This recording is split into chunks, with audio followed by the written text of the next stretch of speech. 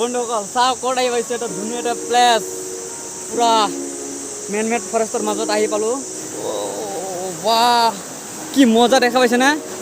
বাহ ইফালে এটা নদী ভাগ হৈ গৈছে আৰু ইফালে এটা নদী ভাগ গৈছে বাহ বাহ বাহ মজা আল্টিমেট ভিউ